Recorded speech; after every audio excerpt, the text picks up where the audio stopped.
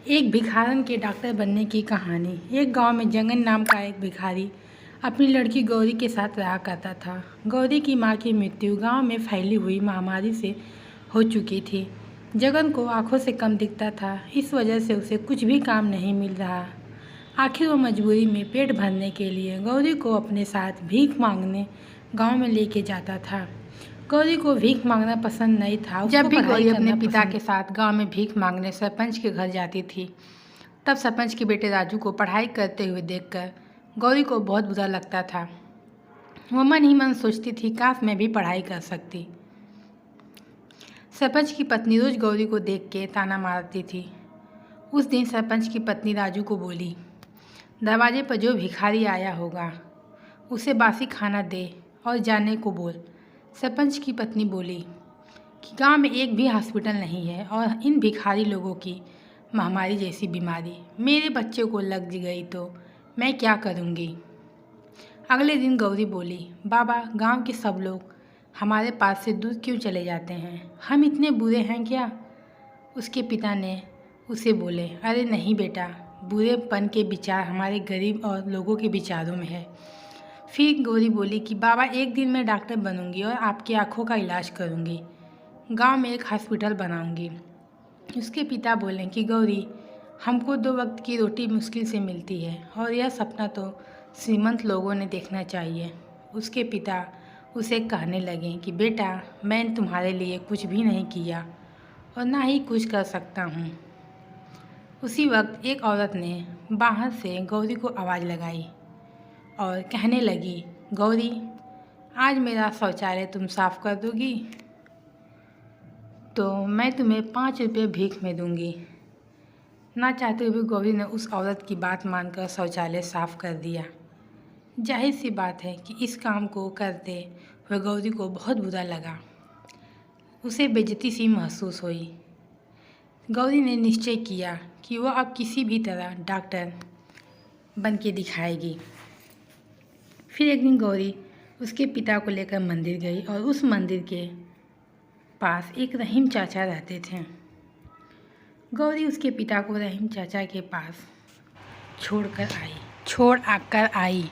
कुछ दिन खिलौने बेचकर पैसे कमाने लगे। एक दिन गौरी गांव की शिक्षिका रेनू दीदी को मिली और गांव की सरकारी स्कूल में पढ़ने के लिए जाने लगी। गौरी रात भर पढ़ाई करके स्कूल में अच्छे मार्क्स लाके पास होने लगी। यह सब देखकर सरपंच की पत्नी और गांव वाले आश्चर्यचकित हो गए। वह सब गौरी और उसके पिता जगन से जलने लगे। सरपंच की पत्नी सोचती है कि यह भिखारी एक लड़की कैसे पढ़ाई करके डॉक्टर बनती है, मैं भी देखती हूँ। धीरे धीरे साल बदल गया और गौरी अब बड़ी हुई और उसने अपनी मेहनत से पढ़ाई पूरी की। आगे डॉक्टर का शिक्षण और आगे कॉलेज में एडमिशन लेने के लिए उसने एग्ज़ाम दिए और उस एग्ज़ाम में गौरी टॉपर बनी। उसकी सफलता से रेनू दीदी और उसके पिता बहुत खुश हो गए। गौरी उसके पिता को बोली, बाबा, मुझे स्कॉलरशिप मिली। पर गौरी को आगे की पढ़ाई के लिए दूसरे शहर में जाना पड़ा। गौरी उदास हो गई। रेनू दीदी उसे कहने लगी, गौरी, तू टेंशन मत ले, मैं इधर सब संभाल लूँगी। तू शहर जाकर डॉक्टर बनकर वापस आ। रेनू दीदी बाप की जिम्मेदारी ले ली, इसलिए वह निश्चिंत होकर पढ़ाई करने के लिए चली गई। समय बीत गया पर गौरी की कुछ खबर नहीं आई।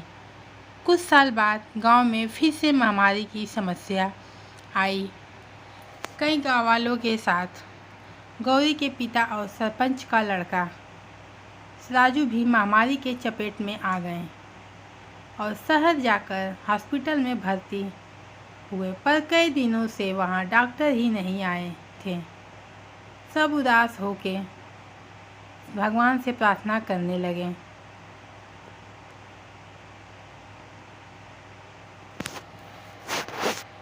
हॉस्पिटल के सामने बहुत बड़ी कार आकर रुकी और उसमें एक डॉक्टर नीचे उतरी। तब सरपंच के गांव के उस डॉक्टर का माला पहनाकर स्वागत किया। जब डॉक्टर उनके पास आए तो आश्चर्यचकित हो गए। वह डॉक्टर कोई और नहीं की थी जिसे वह भिखारिन गौरी के नाम से जानते थे। उसने अपने पिता का आशीर्वाद लिया और सब गाँव वालों का इलाज करना शुरू कर दिया। गौरी के इलाज करने के कुछ दिन बाद सब गांव वाले बीमारी से ठीक हो गए। उसने उसके पिता की आंखों का ऑपरेशन किया और आंखों की दृष्टि फिर से उनको लौटा दी। गौरी की मेहनत से वह सब गांव वाले एक बड़ी बीमारी से बच गए। वैसे ही सरपंच और गांव आपस में चर्चा करने लगे। गौरी पर उन्होंने जो अत्याचार किए थे उन पर उन्हें पछतावा होने लगा। सब ने गौरी से माफ़ी मांगी और माला पहनाकर उनका नाम जय जयकार किया। यह दृश्य देखकर गौरी के पिता को उस पर गर्व महसूस हुआ। इस कहानी से हमें यह सीख मिलती है कि गौरी की तरह मेहनत और दृढ़ निश्चय से कष्ट किए तो सफलता अवश्य मिलेगी। ये कहानी आपको कैसी लगी कमेंट करके ज़रूर बताइए। प्लीज़ दोस्तों लाइक और सब्सक्राइब कीजिए।